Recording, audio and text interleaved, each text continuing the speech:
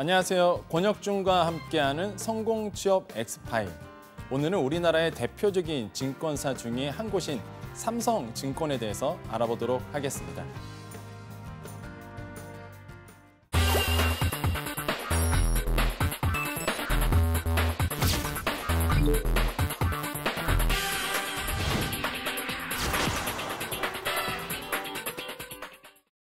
자, 오늘은 삼성증권에 대해서 알아볼 텐데요. 역시나 첫 번째로 기업 분석을 한 다음에 우리가 그것을 기초로 해서 기출 면접을 우리가 알아보도록 하겠습니다. 자, 보면은요, 신뢰의 가치로 답하다라는 브랜드 슬로건을 가지고 있는 회사, 역시 오늘가 우리를 다룰 삼성증권이라고 말씀드릴 수가 있겠습니다. 자, 삼성증권 한번 기업 분석을 먼저 들어가 보겠습니다. 자, 설립일은요, 1982년 10월 19일 돼 있고요. 대표는 장석훈 대표, 그다음에 매출액으로는 4조 4,854억 원. 이게 2017년 기준으로 되어 있습니다. 인원 현황은 한 2,261명 정도가 돼 있고요. 인원 현황 같은 경우에는 이제 반기 보고서를 기초로 했습니다. 그러니까 18년도 6월까지의 인원수, 그다음에 매출액 4조 4천억 원 정도는 우리가 2017년도 보고서를 통해서 했고요. 좀 있으면 제가 반기 보고서도 좀 보여드릴 텐데 그걸 보면서 토대로 매출액을 보면 좀 알 수 있겠죠. 자, 한번 볼까요? 매출액 보니까요, 2018년도 2분기 실적이 있습니다. 그러니까 2분기 실적이고요. 매출액은 1조 1,685억 원 나왔어요. 근데 그 전 분기죠. 전기 실적 보면은 1조 한 3천억 원 정도 나왔습니다. 그러니까 전 분기 대비해서 마이너스 10% 정도 매출액이 좀 떨어진 상태이고요. 영업이익 같은 경우에는 1,319억 원, 그다음에 전기 실적이 1,800억 원이었는데 이게 마이너스 26%가 나왔어요. 그래서 당기순이익도 전 분기 대비 마이너스 24% 정도 나왔는데 우리가 여기서 좀 확인할 부분이 있습니다. 그러니까 사실 이게 2017년도 2분기 대비를 보면은요, 무려 43%, 매출액, 영업이익으로는 뭐 49%, 당기순이익은 49%, 거의 50% 이상. 그러니까 전년도 동기 대비해서는 올랐거든요. 근데 전 분기 대비해서는 좀 떨어졌다. 근데 핵심적인 게 삼성증권의 2018년도 가장 큰 사실 아젠다이자 이슈가 하나 있었죠. 바로 유령 주식 사건이 2018년도 4월에 있었습니다. 그러다 보니까 2분기 실적에서 이게 좀 영향을 주기 시작했습니다. 사실 왜 그러냐면 신뢰에 굉장히 그 타격을 입은 사건이었거든요. 그래서 만약에 우리가 먼저 기출을 준비한다면, 또한 면접을 준비한다면 삼성증권 입장에서는 굉장히 뼈아픈 이슈이기도 하지만 아마 그거를 교훈 삼아서 그렇다면 임직원들의 도덕적 해이라든지 임직원들의 어떤 그 리스크 관리에 대한 부분에 대해서도 실제적으로 압박 면접으로 나올 수 있는 부분이 충분히 개요는 커졌다라고 우리가 볼 필요가 있거든요. 왜 그러냐면 매출액, 영업이익, 당기이익 보시면 아시겠지만 심각한 타격을 입었었습니다. 만약에 그 유령 주식 사건이 아니었다면 1분기 대비해서는 좀 더 오를 수도 있었었고요. 그렇게 된다면은 전년 동기 대비로 본다면 엄청난 더 수익을 얻을 수 있을 타이밍이었거든요. 그런 거에 비하면은 삼성증권 입장에서는 리스크 관리라든지 아니면 임직원들의 도덕적 해이, 모럴 해저드를 어떻게 하면 예방할 수 있는지에 대한 이슈도 분명히 불거질 것이다. 이거에 대한 자신만의 어떤 철학과 생각을 준비해서 면접장에 들어가신다면 아마 압박 면접이라든지 굉장히 돌발 질문이 들어와도 어느 정도 어떤 대응할 수 있는 여력이 생길 것이다라고 우리가 생각해 볼 수 있겠습니다. 매출만 봐도 나온다는 사실. 자, 삼성증권은요, 7개의 영업 부분으로 나눠집니다. 그래서 영업 부분 잘 아셔야 되겠죠? 왜? 항상 질문의 단골은 뭐냐면 삼성증권, 그러니까 자기가 들어갈 회사에 대한 어떤 포트폴리오라든지 상품 구성, 아니면 이런 것을 영업 구성, 이런 거를 당연히 알아야 됩니다. 그래서 7개의 영업 부분이 있다는 것, 위탁매매 말씀드렸습니다. 증권회사가 기본적으로 제공하는 주식의 중개 서비스, 우리가 기본적으로 증권회사가 하는 일이겠죠. 위탁매매, 기업금융 굉장히 중요하죠. IPO, M&A, PF 등 기업금융과 관련된 종합금융 서비스를 제공하는 일들, 이런 것이 바로 기업금융이다. 자기매매, 주식, 채권, 파생상품, 운용하여 성과를 측정하는 것, 당연하겠고요. 또한 더 중요하죠. 기업 영역이 있습니다. 국내 기관에서 실제 위탁 매매 서비스로부터 창출되는 성과. 대상이 커스터머, 그러니까 고객이 아니라 말 그대로 기업인 거죠. 그래서 기업 영역 부분도 굉장히 중요하겠고요. 자산운용, 선물중개업, 해외 영업 이렇게 해서 총 7개의 영업 부분이 있다는 사실 잘 기억해 두시고요. 아마 여러분 입사하게 된다면은 이런 주요 파트들을 거치지 않을까 생각을 해볼 수가 있겠습니다. 물론 파트가 영업 부분이라면 그렇겠죠. 그래서 실제적으로 삼성증권은 위탁매매 서비스가 굉장히 강점이라는 사실 좀 기억해 주시면서 다음 한번 보겠습니다. 자, 시장 점유율 가볼까요? 수탁 수수료죠. 위탁 수탁 수수료의 시장 점유율로 실제적으로 그 증권사의 순위를 좀 알 수가 있는데 볼게요. 삼성증권 같은 경우에는 이제 1월부터 3월까지 그러니까 1분기죠. 18년도 1분기에 8%의 점유율, 8.4%의 점유율을 차지했고 1위는 역시 미래에셋 대우 이렇게 돼 있습니다. KB증권이 한 8.7% 점유율을 차지고 있는데 그래서 중요한 거는 그겁니다. 우리가 어떤 것을 여기서 이 표를 보고서 인사이트를 얻을 수 있냐면 미래에셋 대우가 실제적으로 16년도 이후부터 굉장히 가파르게 성장한 회사인데 이제는 조금 어떤 편차가 이젠 많이 나진 않는다. 사실 미래에셋 대우가 1등이지만은 퍼센테이지를 보면 그렇게 월등하게 앞서가지는 않는다. 거의 증권사는요 비슷비슷하게 가고 있습니다. 삼성증권 같은 경우는 항상 2위를 유지하고 있고 그래서 우리가 삼성증권의 대표적인 우리나라의 증권사 중에 하나라고 인정을 받고 있는 것이죠. 그래서 우리가 요 시장 점유율을 보면서 삼성증권의 위치라든지 아니면 삼성증권이 가지고 있는 영향력에 대해서 우리가 알 수 있었습니다.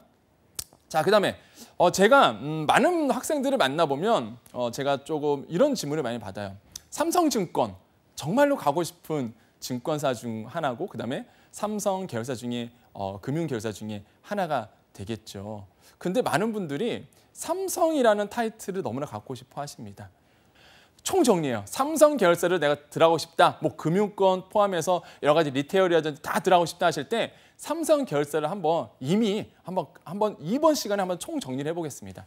자, 우리가 기업 집단이라고 보통 부르는데 우리 회계적으로 기업 집단 명칭은 삼성으로 되어 있고요. 이렇게 표현을 해요. 우리는 기업 집단의 지배자라는 이제는 용어를 씁니다. 이게 이종 부회장으로 돼 있죠, 당연히. 자, 상장사 16개가 있습니다. 삼성 계열사 중에. 뭐 많이들 아시죠? 삼성물산, 삼성 SDI, 뭐 삼성 화재해상보험, 생명보험, 증권, 우리가 오늘 다루는 증권, 카드 있고요. S1, 호텔신라, 뭐 전자, 전기, 중공업. 말 안 해도 여러분께서 다 많이 아는 그런 회사들입니다. 이런 상장사 회사에 들어가면 더욱더 좋겠죠. 뭐 상식이지만 상장되어 있는 회사가 정말로 연봉도 좋고요. 복리후생도 훨씬 더 좋습니다. 물론 아닌 회사도 있겠지만 평균적으로 보면 상장사가 그만큼 자본력이라든지 아니면은 실제로 복지 능력도 굉장히 높거든요. 그래서 다들 이런 회사에 들어가고 싶어 하죠. 삼성 집단에 들어갈 수 있는 계열사 중에서 삼성 상장사, 그러니까 상장돼 있는 회사는 이렇게 16개가 있대더라. 그러면 내가 꼭 삼성증권이 아니더라도 삼성 계열의 어떤 들어가고 입사하고 싶다 그러면 이 중에서 또 한번 볼 수가 있겠죠. 상장사만 있을까요? 그렇지 않습니다. 삼성은요. 비상장사 46개가 있어요. 많죠. 뭐 그 유명한 삼성 바이오에피스, 그러니까 삼성 계열 중에서 이제 바이오시밀러 이런 부분을 개발하는 회사죠. 사실 엄청나게 유명한 회사지만 비상장사로 되어 있습니다. 그다음에 뭐 CQI, 뭐 보안 회사죠. 뭐 하만 있죠. 하만도 있고 쭉 읽어보시면요. 스테코, 예를 들어서 뭐 삼성이 안 들어가, 뭐 오픈엔즈, 이런 데도 삼성 계열사로 속해요. 왜냐하면 삼성 주요 계열사에 또 자본을 투자해서 만든 회사거든요. 그러다 보니까 우리가 보통 삼성 어떤 상장사의 계열사 하면 이렇게 46개나 있습니다. 그렇다면 입사를 준비하시거나 취업을 준비하신 분들은 내가 전공 따질 거 없이 말 그대로 삼성을 꼭 들어가고 싶다. 이런 어떤 니즈가 원칙가 있으시잖아요. 그러면 굳이 삼성이라는 타이틀을 찾아볼 필요 없이 지금 바로 이 방송에서 제가 46개 비상장사 정리해드렸죠. 이걸 캡처 딱 떠갖고 말 그대로 여기도 삼성 계열사구나. 여기도 삼성 라인이구나 하는 걸 아신 다음에 만약에 내가 취업을 회사를 정하셔도 괜찮다. 너무나 많은 우리 학생들이 물어보셔서 또 많은 준비생들이 물어보셔서 이왕 삼성증권을 말하는 김에 고급 정보 이렇게 팩트 있는 정보를 제가 정리를 해드렸습니다. 그래서 요거 꼭 참고해 주시고요. 자, 좀 볼까요? 그 다음으로 볼까요? 삼성 46개 제가 말씀을 드렸으니까 꼭 보시기를 권유드리겠습니다. 그러면은 드디어 나왔어요. 삼성증권 면접 기출 나왔는데요. 저희 위에다가 꼭 달아줘. 꼭 합격하세요라고 달아드렸습니다. 여러분 꼭 합격을 기원해드리면서 자 면접 기출 한번 가보겠습니다. 면접 기출. 자 삼성증권의 강약점에 대해서 알고 있니? 라는 어떤 실제로 면접 질문이 나왔었죠. 그러면 우리가 요거를 좀 파악해야 되겠습니다. 증권사를 우리가 분석을 했을 때 총 6가지를 우리가 경쟁력 요인으로 따집니다. 사실. 그래서 우리가 잘 이런 거는 좀 알아두셔야 되겠죠. 첫 번째로 차별화된 비즈니스 모델. 두 번째로 안정적이고 다변화된 수익 구조. 세 번째로 고객 니즈를 충족시키는 맞춤형 금융상품의 선제적 제공. 네 번째로 고객 지향적 서비스의 지속적 제공. 다섯 번째 지속적인 교육, 훈련을 통한 역량 있는 영업 인력 확대. 마지막으로 최적의 IT 솔루션을 통한 편의성 및 효율성 증대라는 이 6가지의 경쟁력 요인을 따지게 돼 있습니다. 그렇다면 만약에 면접에 들어가게 되면 삼성증권은 압박 면접으로 굉장히 유명해요. 정말로 당황할 만큼 굉장히 센 질문들 면접에서 나올 수가 있는데 분명히 이 6가지 안에서 나올 가능성이 굉장히 큽니다. 삼성증권의 차별화된 비즈니스 모델이 무엇이라고 생각하세요? 아니면 안정적이고 다변화된 수익 구조가 필요한데 이거에 대해서는 어떻게 생각하시나요? 고객의 니즈를 충족시킬 수 있는 맞춤형 금융상품에 대해서 한번 제시해 보시겠어요? 어떻게 생각하세요? 이렇게 이 6가지를 토대로 해서 질문에 나올 가능성이 매우 크거든요. 지금까지 그래왔고 그렇기 때문에 이 6가지의 경쟁력 요인, 증권사를 판단했을 때 경쟁력 요인 6가지를 우리가 꼭 알고 있어야 됩니다. 그렇다면 so what? 교수님 여기까지 설명하면 어떻게 해요? 좀 힌트를 좀 주실 수 없나요? 그래서 힌트를 좀 준비했습니다. 모범 답안이라고 말하기에는 좀 그렇고요. 그냥 참고를 하시면 되겠습니다. 또 어떤 분들은 또 이렇게 제시한다고 해서 이것도 이 장단전 요약전을 또 줄줄이 외우시면 너무 많은 분들이 똑같이 하면 안 되겠죠? 그래서 참고용으로 제가 한번 적어 와봤는데요. 자 볼게요. 차별화된 부유층 고객 기반 업계 최고의 자산관리 역량과 인프라를 바탕으로 이게 뭐가 되겠어요? 아까 우리가 경쟁력 요인 첫 번째 차별화된 비즈니스 모델에서 얘기하라 했을 때요. 삼성증권은요. 이러한 강점을 가지고 있어요. 어떤 거냐면 차별화된 부유층 고객 기반. 삼성증권 유명합니다. 정말 VIP 고객 잘 모시기로 유명하고요. 관리, 특히 관리의 삼성이잖아요.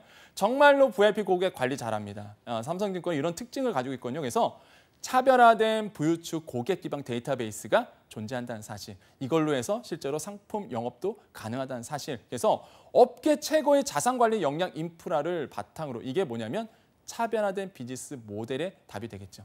자, 더 가볼까요? 자, 고객 니즈에 적합한 맞춤형 상품 및 서비스를 선제적으로 제공하는 등 이게 뭐겠어요? 아까 우리가 고객 니즈를 충족시키는 맞춤형 금융상품의 선제적 제공에 대한 부분에 대해서 우리가 말을 좀 섞을 수가 있겠죠. 녹여낸다는 표현이죠. 그래서 고객 니즈에 적합한 맞춤형 상품 서비스를 선제적으로 제공한다. 그다음에 업계 리더의 위상을 확고 유지하고 있습니다. 또한 국내외 네트워크를 기반으로 기관 투자자와 대상 주식 중개는 물론 IB 영업에서도 사업 역량을 강화하고 있습니다.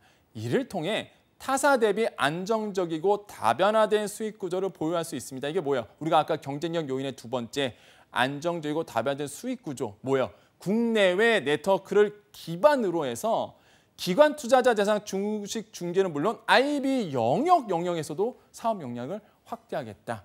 이렇게 무슨 얘기냐면 이렇게 6가지의 경쟁력 요인을 이 한 문장으로 다 녹여낸 문장입니다. 이게. 그렇기 때문에 만약에 삼성증권의 장단점을 요약해보라 아니면 삼성증권에서 말해보라 한다면 이렇게 요약된 설명을 아시겠지만 면접장 들어가면 길게 장황하게 얘기할 시간도 없습니다. 정말로 논리정연하게 얘기를 하셔야 되거든요.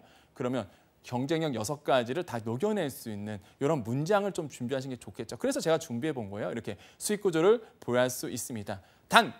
단점도 있어야 되겠죠. 단점도. 너무 장점만 얘기하면 안 되잖아요.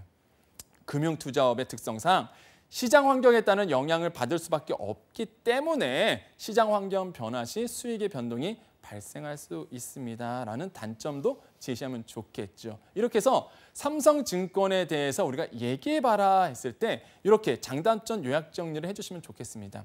또 한 가지는요. 삼성증권의 특징이 하나 있어요. 뭐냐면 뭐 임직원들은 그런 얘기를 하더라고요. 어떤 얘기냐면 돈 받으면서 다니는 학원이다라고 얘기를 많이들 하십니다. 무슨 얘기냐면 우리가 아까 좀 뒤로 한번 가볼까요? 제가 가볼까요? 어이구 너무 뒤로 왔네요. 자, 경쟁력 요인 중에서 지속적인 교육 훈련을 통한 영향력 있는 영업 인력 확대라고 되어 있잖아요. 사실 삼성증권은요 정말로 교육을 잘 시켜줍니다. 그렇게다 보니까 임직원들이 이런 말을 해요. 실질적으로 월급 받으면서 내가 정말 배우는 학원이다. 그래서 사실 역량의 어떤 자기의 직무에 대한 역량은요. 입사만 한다면 충분히 자기의 역량을 키울 수가 있고요. 무엇보다 자격증이라든지 아니면 그 직무와 관련된 후기 교육 같은 경우에는 삼성증권이 정말로 잘해주거든요. 그렇기 때문에 내가 이 역량에 대해서 좀 부족해라는 걱정하지 마시고요. 일단은 삼성증권이 원하는 인재상에 적합한 포트폴리오 구성하신 다음에 직무 능력 같은 경우에는 실제적으로 입사하셔서 사후 교육으로 충분히 받을 수 있는 특징을 가지고 있습니다. 삼성증권 같은 경우는. 그러다 보니까 이런 부분에 대해서 삼성증권이 장점 또한 가지고 있다는 사실 꼭 기억해 주시면 되겠습니다. 자, 그 다음 한번 볼게요. 자, 이거는 했으니까 쭉 넘어가고요. 자, 그 다음 삼성증권의 경쟁에서 우위를 점하기 위한 주요 수단을 제가 좀 정리해 드렸습니다. 가장 중요한 게 시장 지배력이겠죠. 그 다음에 수익 구조 확보 방안인데 첫 번째로 리테일 사업에서는요. 리테일 사업이 뭐예요? 지점이죠, 지점. 그러니까 영업망. 자산관리 서비스 경쟁력을 강화하고 특히 지속적 성장이 예상되는 초부유층 자산관리 시장. 좀 있으면 또 나올 거예요. 제가 면접 기출 두 번째에 이 초부유층 자산관리라는 부분이 나올 텐데 그래서 다시 한번 좀 말씀을 드리겠습니다. 아무튼 초부유층 자산관리 시장의 은퇴 시장을 적극적으로 공략을 한다. 누군가가 질문이 들어온다면 이렇게 초부유층 자산관리 시장과 은퇴 시장을 적극적으로 공략하는 전략을 펼쳐야 됩니다라고 얘기를 하셔야 되겠고요. 두 번째로는요.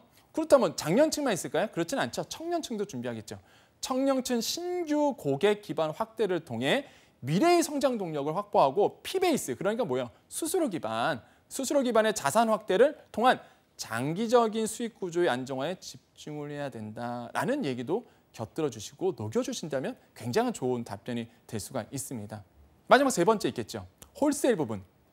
그러니까 기업 부분이겠죠. 기업 영역 부분이겠죠.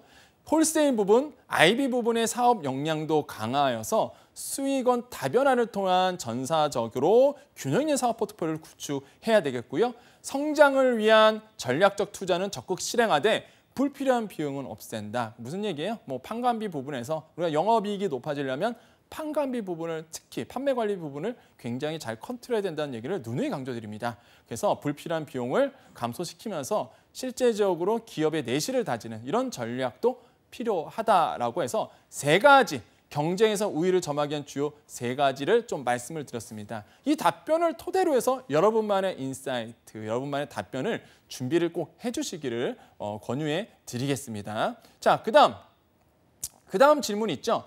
디마케팅 전략이라는 어떤 말 그대로 기출 면접이 나왔었습니다. 면접이 나왔었는데 자 볼게요. 디마케팅이란 기업들이 자사 상품에 대한 특정 고객의 구매를 의도적으로 줄임으로써, 그렇죠? 줄임으로써 적절한 수요를 창출하는 마케팅 기법입니다라고 되어 있습니다. 한번 볼까요? 좀 더 자세하게 알아볼게요.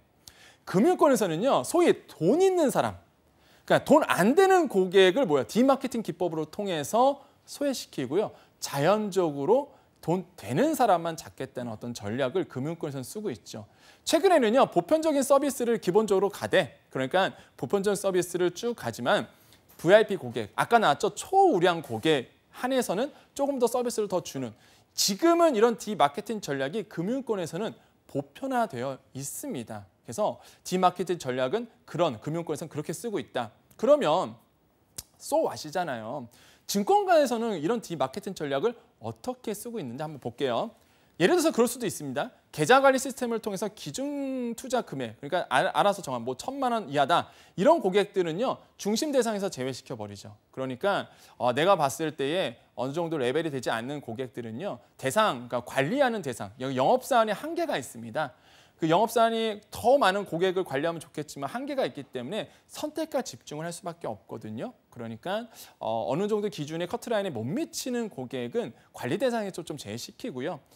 천만 원 이하 투자자들은 컨설팅과 상담 등 인적 서비스를 받을 수는 있지만 영업을 맡고 있는 직원들의 개인적 실정에 천만 원 이하의 어떤 고객에서는 좀 제외시켜주는 부분. 그래서 선택과 집중을 영업사원들이 할 수 있게끔 만들어주겠다는 거죠.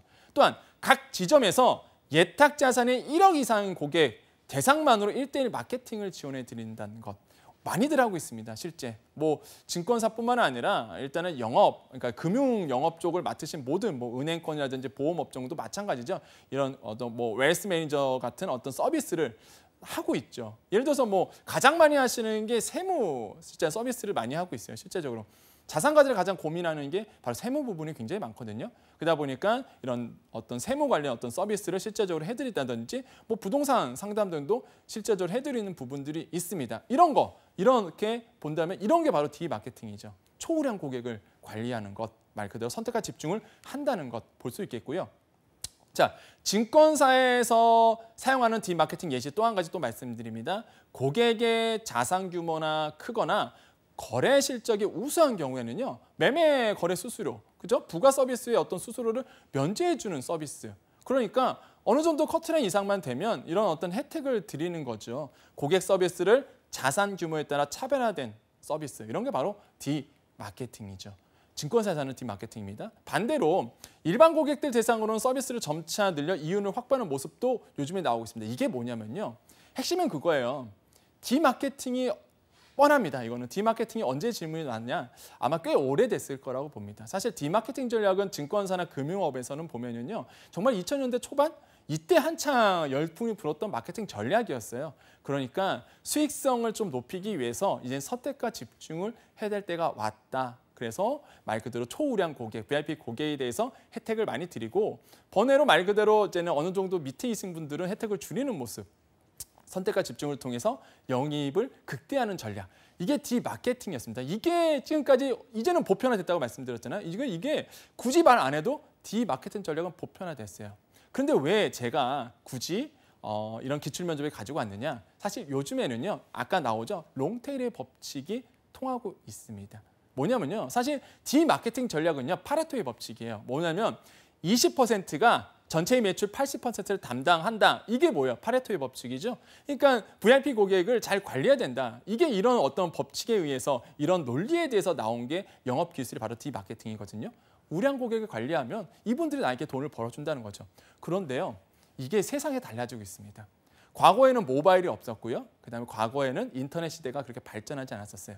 이제는 인터넷이 발전되고요. 무엇보다 뭐가 나오죠? 핀테크 기술이 나옴에 따라서 이제는 어떤 한정된 고객이 증권사에 찾아오는 게 아니죠. 뭐 요즘에 증권하려고 뭐 증권사에 가나요? 옛날에 그 우리가 어렸을 때 받은 뉴스처럼 증권사 앞에 넉넉히 앉아 있어서 말 그대로 차트 보면서 그러나요? 그러지는 않죠. 홈트레이딩 서비스가 워낙 잘 돼 있기 때문에 이제는 세월이 흐르면서 인터넷 기반과 모바일 기술이 발전되면서 일반 고객들이 돈이 되는 세상이 와버렸어요. 증권사에도 금융업에서도 이거를 빨리 캐치했습니다. 그러다 보니까 롱테일의 법칙이 이제는 금융과에서도 통하고 있습니다. 무슨 얘기냐? 롱테일의 법칙은 뭐예요? 긴 꼬리죠. 긴 꼬리. 뭐예요? 상위의 어떤 퍼센테이지를 영업 능력을 가지고 있는 돈을 벌어주는 초부유층이 이쪽이라면 꼬리 부분이 굉장히 정말 수많은 다수가 꼬리를 차지하죠. 근데 솔직히 이거 영업이익을 따져봤더니 이 수많은 꼬리들도 무시할 수 없는 돈을 벌어다 준다더라. 이제는 왜 세상이 변해서 모바일 시대, 인터넷 시대다 보니까 집에서도 증권사, 집에서도 금융 할 수 있기 때문에 이런 롱테일 법칙도 통한다더라. 그래서 제가 사실 이거를 준비한 이유는요. 이 롱테일 법칙 때문에 말씀드립니다. 과거처럼 우리가 면접에 갔을 때 파레토의 법칙이라든지 아니면은 디마케팅 전략이 써야 됩니다. 틀린 말은 아닙니다. 지금도 일반화되어 있는 마케팅 전략이기 때문에. 하지만 롱테일의 법칙도 지금 금융권에서는 굉장히 화두가 되고 있고요. 잘 쓰고 이제는 써먹으려고 하는 기법이기 때문에 철학이 바뀌고 있다, 패러다임이 바뀌고 있다는 사실을 우리가 꼭 기억해서 면접장에서 얘기를 꼭 하셔야 돼요. 그러니까 이런 부분을 제가 핵심을 꽂아드리기 위해서 오늘 이 롱테일의 법칙에 대해서 준비를 했던 것입니다. 잘 좀 판단이 되시겠어요?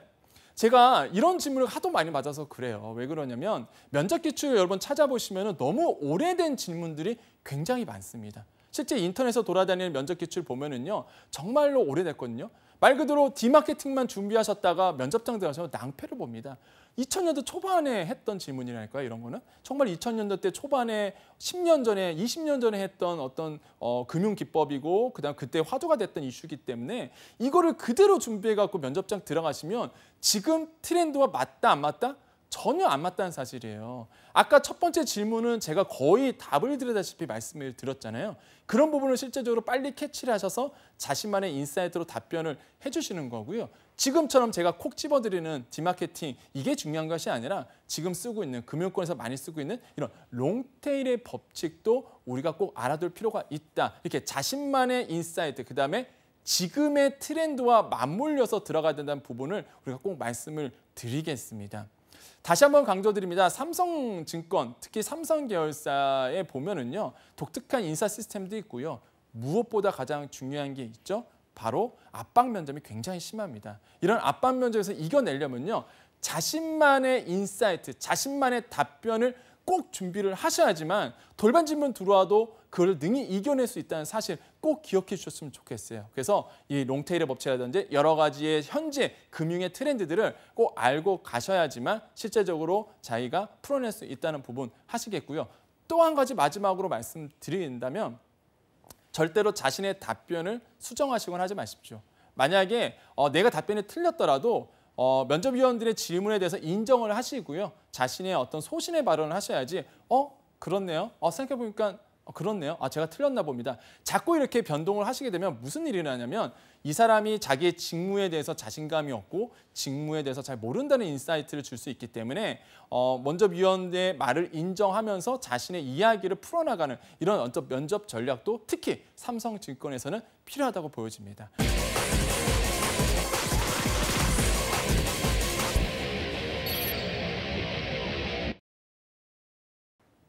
자, 삼성증권입니다. 아마 최고의 직장, 그다음에 누구나 가고 싶어하는 증권사라는 타이틀이 무색하지 않을 정도의 규모와 업력을 자랑하는 회사인데요. 오늘 준비했던 내용들 잘 숙지하시고 인지를 하셔서 삼성증권 여러분 취업에 준비를 잘 하시기를 우리 이 방송을 통해서 기원해 드리겠습니다. 저희가 짚어드린 포인트들 잘 기억해 주시고요. 특히 중요한 건 자신만의 인사이트. 삼성은 그렇습니다. 자신만의 인사이트가 필요하거든요. 줄줄이 외우는 답변, 줄줄이 생각했던 어떤 포트폴리오의 생각들 이런 것이 아니라 그것을 기반으로 해서 자신만의 인사이트를 꼭 가지고 가셔야지만 좋은 결과를 얻을 수 있다는 사실 꼭 기억해 주셨으면 좋겠습니다.